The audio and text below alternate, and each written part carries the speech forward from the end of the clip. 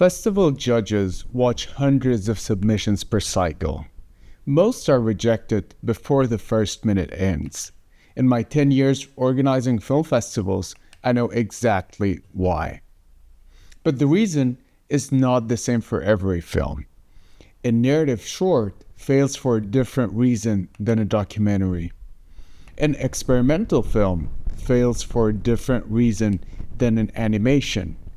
Each category carries a specific structural vulnerability.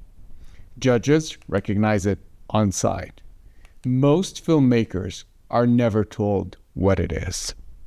Today, I'm going to tell you 5 categories, 5 distinct failure patterns, the submission autopsy. If you watched the previous video on this channel, you now understand the 5-stage pipeline every submission enters before a selection decision is made. What that video did not address is the category-specific anatomy of rejection. Here is what I mean. In 10 years of screening submissions, I have reviewed narrative shorts, documentary shorts, experimental films, animations, and biographical portraits. Each category arrives with a different set of creative ambitions, and each category has a predictable point of failure. Predictable because it appears in the same form, in submission after submission, regardless of the filmmaker's country, budget, or experience level.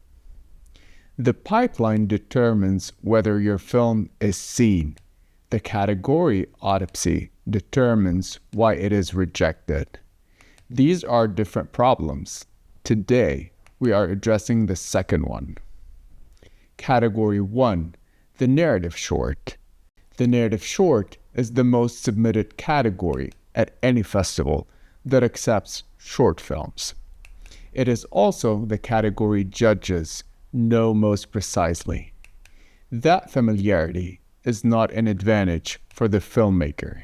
It means the failure pattern is recognized faster. The most common failure in the narrative short is not poor cinematography. It is not weak dialogue.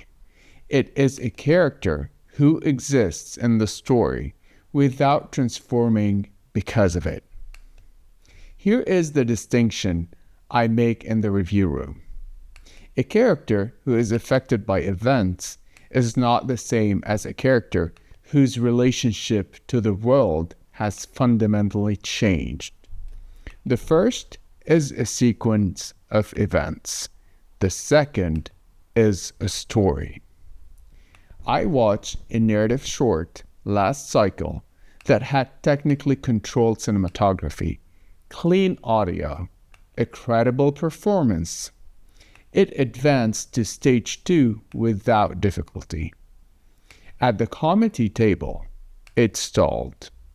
The reason recorded in the internal notes: the character ends the film in the same emotional position she began it. The inciting event happened to her. It did not change her. That is not a subtle distinction in the deliberation room. It is the entire argument. The fix. Before you submit, write 2 sentences. Who is your character at the start of the film?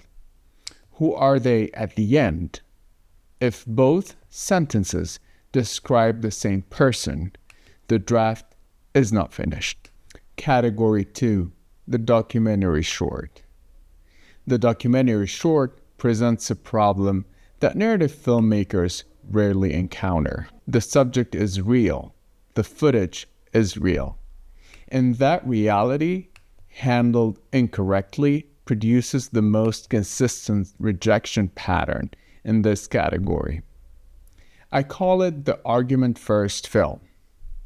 The filmmaker has a position. They believe something about this subject.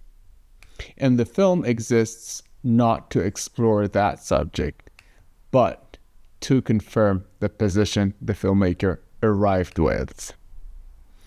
Judges read this immediately, not because the position is wrong, because the film has already decided what the audience should feel before the subject has been allowed to speak fully. The strongest documentary shorts I have advanced were films where I could not determine the filmmaker's opinion from the opening minute. The subject was given genuine complexity. The film arrived at a conclusion because the material demanded it, not because the filmmaker required it. Agenda-first filmmaking, the subject is used to illustrate a point. That is not a documentary. That is an illustrated argument. The fix.